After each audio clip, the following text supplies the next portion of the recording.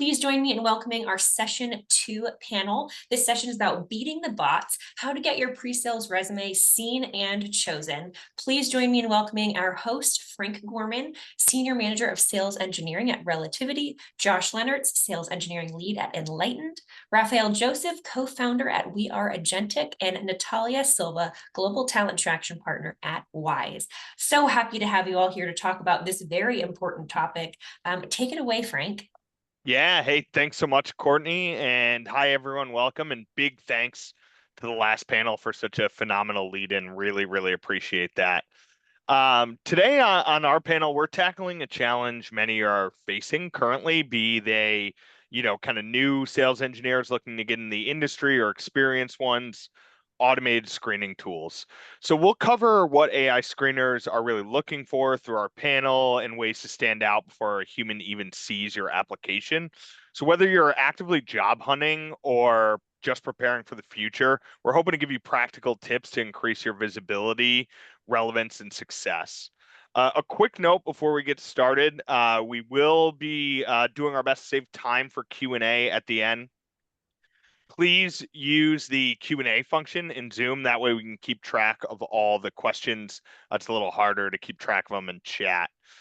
But with that, I would love to kick us off. And let's first start kind of with an initial problem, right? That's good sales engineering, identifying the pain and mapping to it. So Raphael, if you're on, I would love to come to you for our first question here. What are the biggest mistakes you're seeing in pre-sales resumes today? Hi, everyone. I mean, the biggest mistakes that I typically see are that people write their CVs, or let's say their LinkedIn profiles, almost for themselves. So they think to themselves in their head, "Oh, I know what I would like to be. I know how I would like to be viewed," and they just start writing it without really a goal in mind, an end in mind, and my approach is always to think of your LinkedIn profile or your CV as a sales document. It's your window to the world. And so to start at, well, who is my ICP? Who is my ideal client profile? Who am I aiming my LinkedIn profile at? And typically that's going to be hiring managers and hiring managers inside of an industry or particular companies. And so that your starting point should be that you're writing it for them, not for yourself, not for your family, not for people that you know. That they are your target audience, and you're effectively writing a sales document. You're doing what sales engineers are very good at, which is identifying problems and talking about the value proposition. So, what problems have you solved? And you want that hiring manager to be able to read that CV and know exactly where you fit, which industries you fit in, what you're good at, what your USP is as an individual, and for them to read that and think, okay, this person fits what I'm looking for. And so to some degree, you're reverse engineering your CV or your LinkedIn profile from the role or the industry or the ICP that you're trying to target. Yeah, I love the idea of sales engineering or sales or candidates communicating their own value prop. Josh, what about you? What do you think are the biggest mistakes you see? And I'm going to introduce by saying that I'm coming to this as both someone that's looked at resumes as a manager, and then also as someone that's been looking at jobs recently and currently in the market. So I hope that solidarity is good to hear in the audience. But most of the mistakes I've seen when looking at resumes in the pre-sales world are the most common ones are basic. So do you have a really good outcome for each of your bullet points? Do you have a lot of adjectives, or have you found a way to be concise and simple in your statements in a way that describes what you did, but without making it too hard for the person reading your resume to understand it? And then I'd say just the formatting and setup of the resume needs to be also simple and concise. And I know we'll go into that a little bit later. But really, I think the most common mistakes are something that you could find and remediate if you looked at some general tips for resume building and incorporated those into your resume. I know we all can get lost in the job search looking at specifics of what we need to include, and we can forget that we need to make it really easy to read and straightforward for someone trying to filter hundreds of candidates to find the right person. Yeah, makes perfect sense. And Natalia, to round us out, what are you seeing on your end? Yeah. To add into what has been said here, I would say two main things I usually see when I'm sourcing for candidates, because this is the main part of my work, but as well looking into LinkedIn or CVs, is either generic or confusing titles. We all know that they can have different meanings in different companies. Sales engineering, for example, it can either go for a background in software engineering, partnering with the sales teams, or taking care of other processes and other things, right? So I would say that would be those generic titles with no context. So then we cannot understand what is the background, if it fits to the purpose or roles that we are hiring for. So it already kind of puts you down a little bit on maybe other stronger CVs. It's not even candidates, it's CVs. And I would like to add into what Raphael said. He said about writing for your ICP, right? So I would say here it takes that into consideration that your ICP here would not be only recruiters or hiring managers, but will also be the AI. So take that into consideration when writing it. And that's a perfect transition, right? Like I want to stay with you for a second on that point, Natalia. How have you seen AI tools change the way companies screen sales engineering candidates or pre-sales candidates? Yeah, that's a great point. I've been hearing about this since we started talking about AI, how would it take up our job? So many years ago, in terms of the recruitment process, it definitely saves a lot of time for recruiters to focus on what matters, that it's talking to candidates and moving them along the process, right? So before, all applications would have to be manually screened one by one. So you can imagine like screening hundreds of applications. Maybe your CV wouldn't even be seen if the process was already advanced, let's say. And now this can be automatically done by the AI, either to score matching candidates or move forward the relevant ones for the role. So there are some ATS and some AIs that can do that. They filter and already move forward to screen the call with the recruiters. So at the same time, we know there is a risk of missing potential candidates due to bad CV design from applicants or missing relevant experiences. So that's why it's also so important when you are designing it, again, coming to think on who is your client here, your customers, and how you can get best through it. That would be Perfect. my take on this. Yeah, no, it makes perfect sense. And we've heard about, I know in talking internally, even to our HR, we've heard about like the scoring system that can happen by AI on resumes. Raphael, what do you think? I think it's a blessing and a curse, and that actually this means that candidates need to really rethink the way that they approach the job search, because as Natalia just said, there's a risk of being missed out for various reasons. You might not have the right SEO set up inside of your resume. And I know, for example, when I've put jobs out, I've had 400 people responding to jobs, and I don't really want to rely on a piece of technology, as good as it may be, to go and filter people out for me. And so I can tell you this, if I was a candidate now, I would think very seriously about putting my CV forward through an actual link to a job. Um, I think that is not the optimal way of going for jobs nowadays. And I caught some of what was being spoken about before, but I think that you want to avoid that as much as you can, and to really start going to the top of the funnel.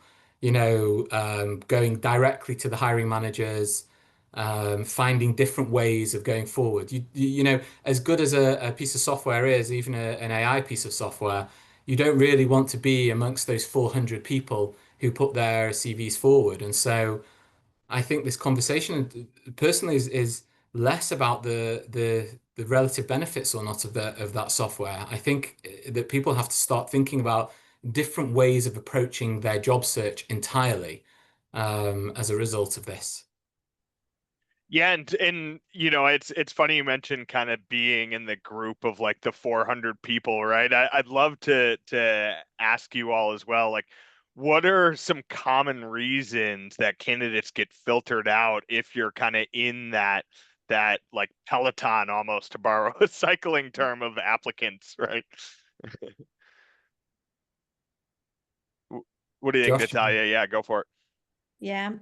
Okay, so I'll go for it. So, as we've been discussing, the AI filters candidates by keywords, right? So, when you say right for your customer, let's say, you need to understand that this is how KI would be screening your CV. And these keywords are usually presets, but the recruitment team take into consideration job description and considering requirements for the role. So, you would scan your CV to match these pre-established keywords, filtered by one, strength, so how many times the same keyword is found in your CV, and two, relevance, how many of the keywords you have. So it would then, based on this, you can build a match score, or it can even help to resurface your profile maybe for even another role when we are searching for it, and making you stand out, for example, and be called for an opportunity. So if this criteria is not met, you can either be rejected or place it low in the score matching and then not be prioritized to be interviewed or to be reviewed. And other candidates might be prioritized first, as I mentioned. And also keep an eye on applications with predefined questions. So when you're applying, you need to reply to certain things.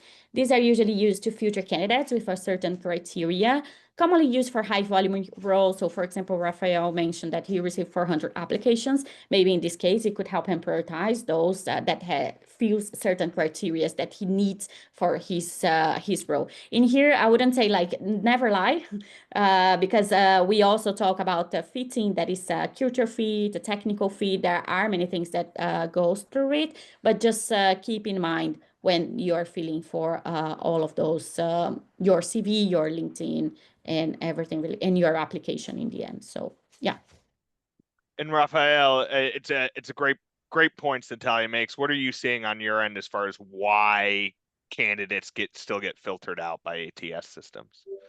Well, in a simple way, candidates will get filtered out if they just don't have the keywords inside of their resume. So they'll get filtered out.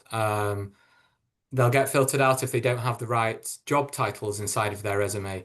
And we all know that the sales engineering function has multiple different names for that role, Yeah. technical consultant, pre-sales consultant, solutions consultant, sales engineer, solutions I've engineer. said sales engineer three I mean, times on this panel there are already. just so many of them, and ones that we haven't heard of. Some people like to create creative ones. Some companies have different names for them, and so and that's maybe another topic that we'll get onto, which is the naming or the names that you give in your titles. But again, getting filtered out is only going to happen if you put yourself in the first place. And one of the problems you'll have is that if you put your CV forward for a role inside of a company that they, for example, might have put up on LinkedIn or even through their website, and you get rejected because you were filtered out through your keywords, you will find it very difficult to go for that job again through a recruiter, because that company will tell a recruiter, we're very sorry, we can't take that candidate from you because they've already applied to us and we've rejected them, even though the recruiter knows that they might well be very well suited for that role.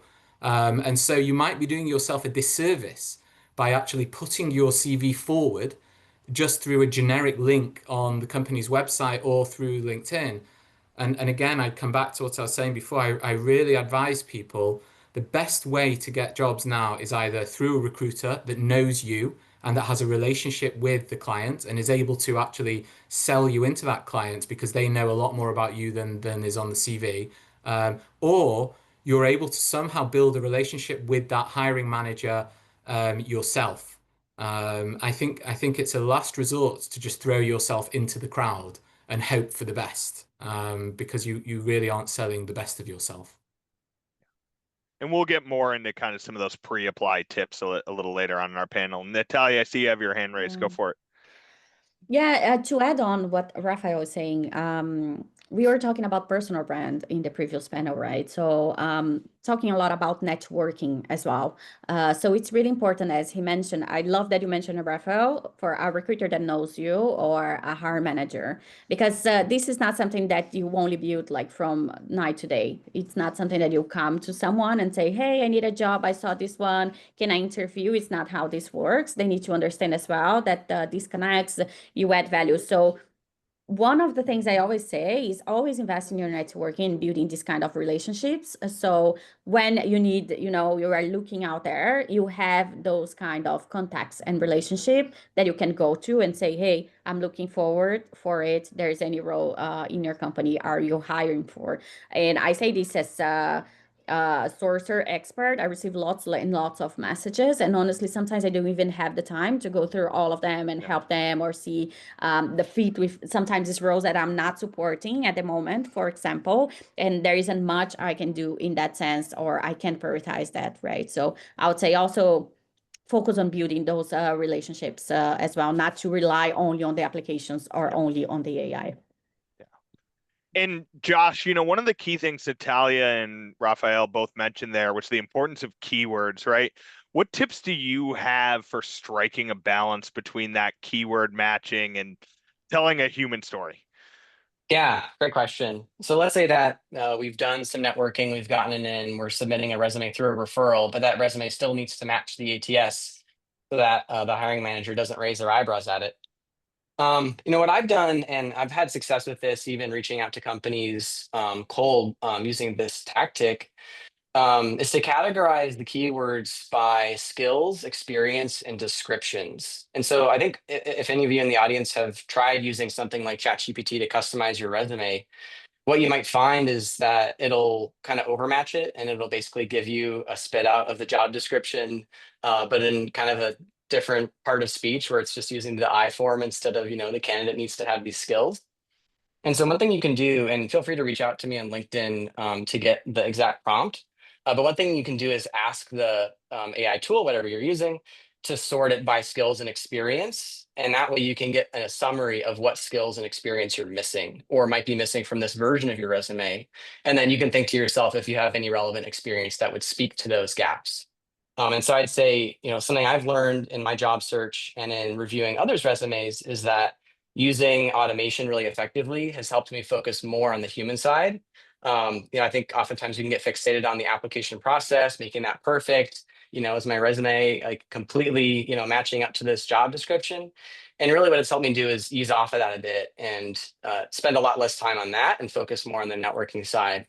But yeah, to summarize that, I'd say, use automation, make sure you analyze the gaps between your resume and the job description. And in particular, the keywords that need to be matched need to be categorized by the AI as skills and experience, and have it not match anything that's more of like kind of descriptive language or adjectives, because that can look really bad if it's matching it too closely. And Natalia, what do you think, or what are you seeing? You mentioned keywords as well. I'm curious for your take on this. Yeah, what I would say is try to place the most relevant keywords in different areas of your CV, just like Josh mentioned, right? And I always advise people to add skill sections that could be on top, and with the most relevant ones listed, and review it with the job against the job description to see that you are adding what is relevant for that role and that company that you are applying for, and add all the possible relevant variations for that skill as well, right? Like, for example, API, application programming interface, and later embed this into your experience description with storytelling. So don't just put the keywords out of nowhere in there, but try to create a narrative that is concise, and then where you can also use this to reinforce, so the ATS and the AI will understand that your profile is strong and relevant for what they are looking for and matching those skill sets. Yeah. Super helpful. This is one of my favorite questions that we kind of talked about, and I want everyone's kind of take on this because it's a really common one. We've talked about some already. I've seen some great ones pop up in the chat, but what tools or tactics are helpful when testing your resume, or sorry, for testing your resume and how it will pass through an ATS? Raphael, I'd love to start with you if you don't mind. I don't know the answer to this because I advise against it. Yeah. I really do advise against it. Yeah. I know that the ATSs themselves, they're not that clever. They're just doing keyword matches and title matches against your title of your jobs. They're not incredibly clever. They're sort of like a university professor with a tool to check whether or not your essay was AI matched. So I think primarily if you have the right SEO words in there and you have the right job titles and the right amount of experience per jobs and maybe the right companies, you'll get through. But again, I advise going down that route. Makes perfect sense. Yeah, we've talked about obviously how important that like human connection is. Josh, what do you think as far as tools that are most useful that you've seen? Yeah, and maybe I can ask a quick follow-up question of you, Raphael. Given you've been focusing on network for a while and thinking through the tools that are available today, and I'll answer the question. Would you have any suggestions for folks who are maybe starting a new network or looking to reach out to people for the first time Yeah. to follow the approach that you're recommending? Yeah. I mean, we did another podcast on this in the Presales collective, and it's a big topic. But primarily, if you're looking for a job, you want to approach it in the same way that a sales rep or an AE would be approaching building a connection and warm leads with their potential client. And it takes a long time to build a brand and a sort of thought leadership persona on LinkedIn. It can take 6 months to a year to build that up.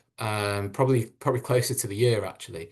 And there is an approach that you want to take. It starts with your LinkedIn profile. That's the first thing that you do. Build that profile. Make sure you've got the right banner, the right subtitles, the right titles for your roles, the right SEO keywords in there, recommendations, and so on. So spend the time on that. But then you really want to start having a combination of identifying who your ICPs are, connecting with them on a weekly basis. You can connect with up to 100 people on LinkedIn on a weekly basis. Once you've connected with them, you want to start commenting on all of their posts if they're around. You want to start posting yourself multiple times a week if you can, but just start small. Get yourself out there. Everyone has a voice. Everybody has something unique that they are good at, their USP in their industry that they can speak about. You want value posts, you want credible posts, things that you've been doing maybe at work. And that combination of commenting, posting, it just gets you known out there. When you connect with people, then your posts go into their feeds to start with. And so start building your brand in that way. Start seeing yourself as a brand, as a product, putting yourself out there, building those warm leads. I saw there was a question in here before that asked, how do you know who the hiring managers are for the roles? And it is a great question, but I would just say this, go into LinkedIn, do a search for pre-sales manager, solutions engineering manager. You can do Boolean searches inside of LinkedIn, inside of the search bar, search for people, and just every single week add 100 pre-sales managers from the companies inside of your sector. Just add them into your network. There can't be that many of them. After 2 weeks, you've added 200 pre-sales managers or VPs of pre-sales or whatever it may be. After 3 weeks, you've probably figured out every single one of those hiring managers. You've connected with them all across your sector, and then you're ready to go. You don't need a huge network inside of LinkedIn. You just need a high quality network of people that you are targeting. Yeah, if you don't mind, want to hop in quick and then shift us back to tools. But I saw something pop up in the chat that's interesting. Lance, I'm going to shout out, like you noted, sometimes I wonder why companies even bother to advertise their roles on LinkedIn. And I think a lot of the reason is that a hiring manager, and I'm a hiring manager myself on occasion, can promote it to their network, right? Because you never really know who you might have worked with in the past that is interested in a role. And it's kind of that like network advertising tool, less than like an open shout out. So to exactly what you're saying, Raphael, building that network, you're going to see more of those posts and be connected to the folks that then you can, reach out to and message. Yeah. But Josh, sorry, it was great kind of that's different great. directions. I'm curious then, like, as we know, what tools are you using to test, kind of stress test your resume? Yeah, no, I think it's telling that the theme of the tools section of this is that we need to network a lot better and use social media. It's funny. So what I've done using ChatGPT and Claude's equivalent is, and again, message me on LinkedIn if you want the prompt. But basically just ask the LLM what if it can, like, find your dream job, ask it what are the concepts and like overarching skill stories that you need to be able to tell in your resume, and try and ask it to link those overarching concepts and skills to bullet points or sections on your resume and see how well it does. And very quickly you'll see it find gaps, like, okay, I had a great match for, pre-sales participation and POVs, but you're a little bit weaker on, I don't know, top of funnel generating or new logos attachment. Or maybe you're missing a certain skill set that is relevant to a market vertical. But I think instead of thinking about, oh, ChatGPT is going to customize my resume for me and I'll just send it to, 1,000 jobs. Think more about how can I use it to analyze the concepts that are being portrayed in the job description, and maybe even asking it, like, what does the hiring manager want to see, or what kind of person are they trying to hire? And then incorporating that from whatever your primary resume already has and generating new content as needed. So I found that really useful, and it definitely has helped me in applying to jobs currently. I've gotten some responses on cold applications just by adhering to that. LLMs are only getting better, so I imagine that all of us have tried that. But yeah, if you kind of pull it a level up instead of just having it customize your resume, I think you'll see a lot of reward from that. Yeah, that makes perfect sense. And Natalia and then Raphael, I want to hear your take on this one too, because it's a popular one.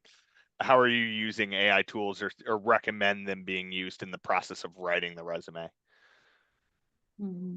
I've been, so it's really similar to what Josh mentioned. So really using it as your assistant, just to add things in, not only to create it from scratch. I really like to work with it to get insights, to get ideas, maybe some points I was missing, but always then crafting it, taking into consideration the human aspect as well. So one of the things is creating a prompt to help you summarize your experiences and build a keyword list, for example, that is relevant for the role you are applying for, because sometimes we know that can be some differences. So ensure that you are making it personalized. So you can have a overall draft that, depending on which role you are applying, be intentional, and then you can enhance your chances of being noticed and being prioritized for that role as well. And use your own words and add the job description as a resource again, because it can have differences from one company to the other. Try to add the words that know are most commonly used across the industry overall, but because those definitely you be used, and this will increase your possibility of having a high match score. And there's another thing I want to add in here. Use that as well. We talk a lot about the LinkedIn, right? So we are talking a lot about the passive way of looking for a position, going through ATS, but remember that LinkedIn is also using AI. As a recruiter, we use that a lot to find candidates for roles we are hiring for when we don't have we are not finding it, let's say, only by direct applicants, let's say. So make yourself findable as well, and use AI to help you position yourself in that sense, that it can go within your CV, within building it, adding the prompt, adding what it could be done differently. But also how it could go with your tone of voice. Don't dehumanize your CV and your LinkedIn in that sense, because I think we can it can happen sometimes, then people read that and they don't connect as well with what you were saying. So yeah, this is a race. I've been using that. And just to add in, there are usually ATS checkers that you can go for AI, like jobscan.co or enhancecv.com, that you can screen for that. Yeah, a lot of great recommendations for jobs scan in the chat too. Raphael, what about you? What are you seeing as far as using AI to help hone that resume in? I think it's a general point about AI. Continuing on what Natalia was just saying, that your CV is still your CV. And I don't know about you, but I can pretty much tell when things have been written just by AI. Yeah. The language it uses, the formatting of the sentences, the grammar. And so it's key to just make sure. I mean, the worst thing as a hiring manager is you're like looking for someone, you go into a CV and you're just like reading it and just like, oh my God, this is like just an output from AI. How boring is that? So, make it personal. But apart from that, your LinkedIn profile serves a purpose, and for different people, it will serve a different purpose. For some people, they're not looking for a job. They might be wanting to promote themselves as a thought leader. And so their LinkedIn profile then has to really have all the words and all the speak around them being an expert in the area that they want to be known in. But for those who are looking for a job, my my advice is that don't be scared to change your LinkedIn profile periodically based on the jobs that you're going for. So, because I think that specificity at the moment is very important. Don't be a generalist. You need to be very specific about the role, the industry that you're in, what your USP is. The days of companies just taking a view on somebody and hiring them and hoping that they'll be good are not here anymore. They might come back, but they are not here anymore at the moment. And companies are looking for people who fit very precisely with the jobs that they have. And so my advice is pick 3 or 4 sorts of areas, jobs that you see in a particular area. Let's say that you are like a fintech specialist pre-sales engineer that has a software engineering background. Focus on those areas and make your LinkedIn profile all about that, and go for as many jobs as you can in that area. And then if you have no luck, then change tact and focus towards maybe another industry, and change your LinkedIn profile with all the SEO words and so on and so forth for that industry. People are not out there generally looking for your LinkedIn profile. Every time you change it, the world is not going to notice it. And so, use your LinkedIn profile as a tool. Don't think that it has to stay as it is and that, it's like an autobiography. It is not. It simply has one goal and one goal only, which is to get you your first interview if you're looking for a job. Once it's got you your first interview, it has served its purpose. Yeah. And so you want to make it very specific to try to achieve that particular goal for yourself. Yeah, I totally agree and love all these suggestions. And I'm loving the chat too, just to play off a couple more of those from Cliff and Peter. I mean, I like using, I think it gets to what Josh and Raphael and Natalia were all saying, which is less have AI write your resume. I think that can get you into some hot water pretty fast, and more, I like to use it as a tool where it interviews me. It asks me questions after reading my resume to help understand and suggest changes less than write. So, for example, I'll often prompt like ask me a question one at a time about my background after reading my resume to help make suggestions. So, yeah, some great tools advice. I appreciate that all. Josh, coming back to you for a second, we've talked a lot about kind of the storytelling. How can candidates show their technical and soft skills through a resume? Yeah, so I'm trying to break into the AI market vertical right now, and what I'm doing is learning about. I'm running projects, learning about how to implement generative AI, and then posting about those projects on LinkedIn. So it's pretty simple. Find something you're curious about. If you want to demonstrate your technical talents, build something and share, what that was like to learn about it, and the nuances of how you might interact with customers, building something. And then on the customer side, I think it's a lot more about talking about the industry. What are trends you're seeing in the industry you're selling to? What are the needs of your buyers? What have you learned about the needs of those buyers and how have they changed? I love doing market research, so I'll post sometimes about that. But yeah, recently I've done a lot of posts about the new vertical I'm looking at and the technical skills I'm developing there. And I think that could be really helpful. Frank. I was gonna say, on the back of that too, we should get to Q&A pretty shortly. So I want to, like, I think we talked about as part of the storytelling, hit a big question that's actually coming up a lot in the Q&A in the chat, but I'd love for everyone's take, and we can start with you, Josh, and then kind of hit all the panelists on resume design. Simple, creative, general thoughts on length. So Josh, let's start with you and then go around the horn if that works. Yeah, absolutely. I use a really simple format. Everyone here's probably seen it before. It's just sort of a heading with 4 or 5 bullets for each job. I don't do any of the sidebars. I have a summary section at the top where I like to highlight a few projects that are relevant to the job I'm applying to, and hopefully I can tell a story there. And then just coming from my tech side, my nerdy side, if anyone's listening and you're interested in doing something outside of Microsoft Word to have some fun, you can put your resume in Markdown format and convert it to PDF in Visual Studio. And it'll save you a little bit of time, and it's kind of fun to dig into your developer skills. And that actually saves me some headache when converting my resume, and I just don't like Microsoft Word. So that's a lot of fun. But yeah, it's a simple format, and I would definitely recommend keeping it easy to read and easy for ATS systems to scan it. Perfect. Raphael, what about you?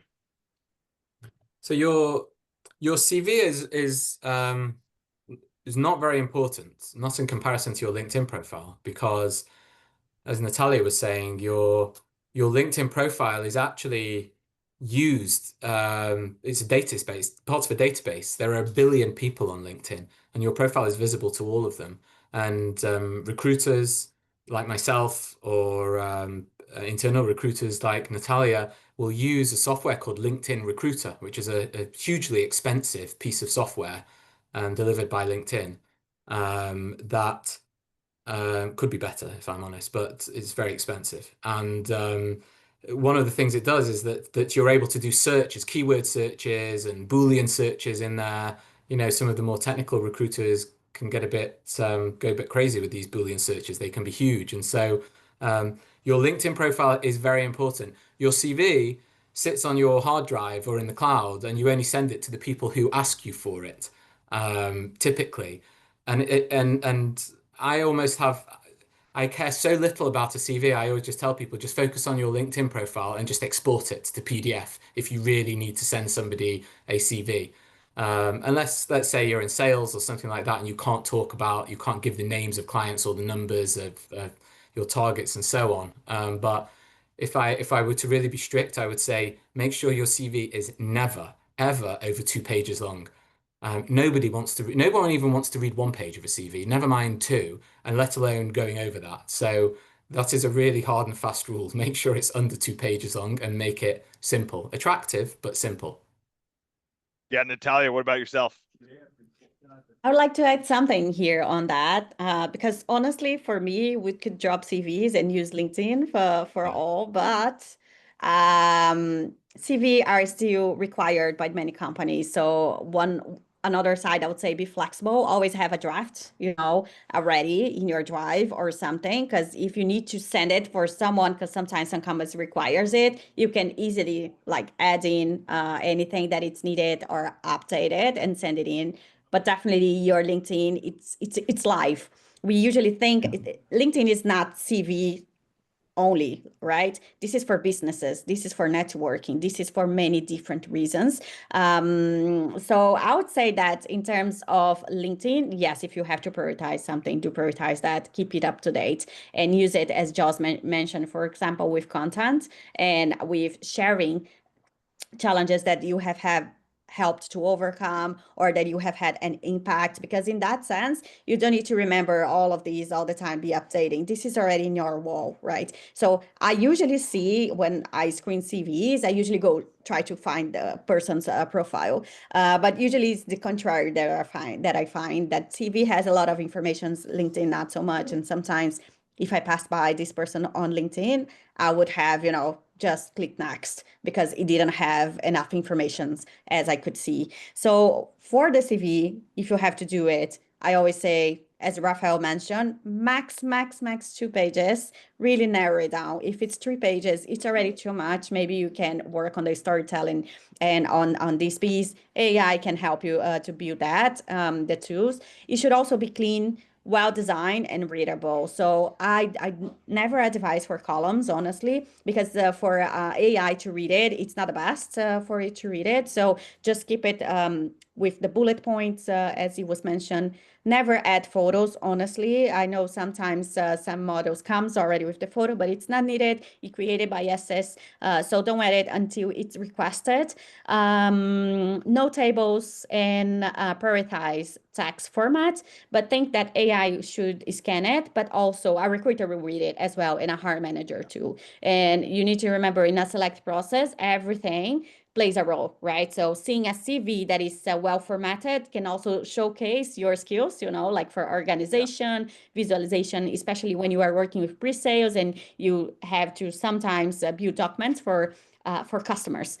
So this is taken into consideration, right? So build for both AI and recruiters, not too wordy, but with relevant information needed, adding your core achievements and skills in the role on the top of the CV, and summarizing other experiences, adding education in the end. So if you have, let's say, more than 15 years of experience, I know this can be very challenging. So what I would say, if you have had many companies in the past, try to see what is really, really relevant for what you are doing right now, for example. And maybe in then you don't need to, add so much information as you need for those that are relevant for what you are applying for or for you are currently doing. So there, I also saw a text. I always, I'm honestly, I'm very wordy sometimes when I'm writing. So I always do a draft and then I start, cleaning it all the time to create content. And once I saw someone post that an assistant writer for Barack Obama, Barack Obama will always come back to him with their speech and say, make it shorter. Make it shorter. And at some point it was like 1 page and it was like, I cannot make it shorter. He was like, yes, you can do it. Telling that sometimes we think we need to say all of that, but to send a message, it's only a few words that can do that, right? So focus on those and be concise on that in your CV. Yeah, we're sales engineers. Tell a story. I'm a diehard one-pager. I've been in the industry I'm in for 13 years. As Rafael and Natalia were saying, you can spill over into LinkedIn, right? I don't think people need my education on a CV. It's on my LinkedIn, right? They know to look there. There's a link to my LinkedIn profile on my CV. Like that's how I generally do it. You can spill over and really tell a bigger story there. But yeah, thank you so much to our wonderful panel, Josh, Rafael, Natalia. This was super insightful. And thank you everyone for coming. The wonderful engagement in the chat and Q&A. Really, really appreciate it. Make sure to stick around for the next session, which Courtney, I believe, is behind the scenes, a hiring manager's view on finding pre-sales talent, right? Sure is. And thank you, Frank, for hosting that wonderful session. Thank you all for all those wonderful insights. I think we all learned a lot in that session. So thank you so much. And I'm sure many more questions will come out of this session. So head into Slack if you still have any questions. Maybe our panelists can go in and help answer them there. Our next session is actually a quick 20-minute breakout session for networking. This gives you a little time to meet other PSC members. So head over there. The link should be in the chat. If it's not, let me put it in there now. Oh, nope, it's in the chat. Robin just posted it. Please head over there and then head back here for behind the scenes of what hiring managers are really looking for. And we'll see you shortly. Thank you so much. Bye. Thanks everyone. Thanks, everyone. Thank you. Bye-bye. Enjoy, everyone. Thank you.